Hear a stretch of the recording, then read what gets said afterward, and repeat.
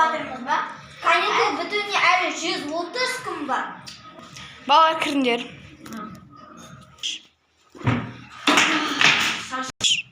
Апай, бүгін сабақ өтпей қойсақ болады ма? Қасқа, бүгін қандай күн, екі аптаға бұлты болыпты. Қасқа, бүгін қандай күн, вообще дала бұлты болыпты.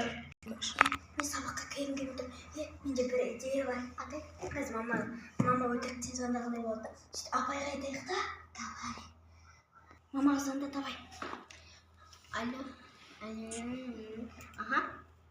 Апай, біздің мамамыз үйге шақырып жатыр. Балалар шулап жатыр.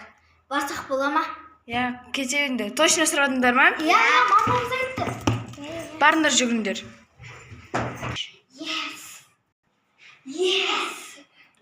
Нар өтірік істеп жатыр екен ғой, мен қазір оларға пранк істеймін.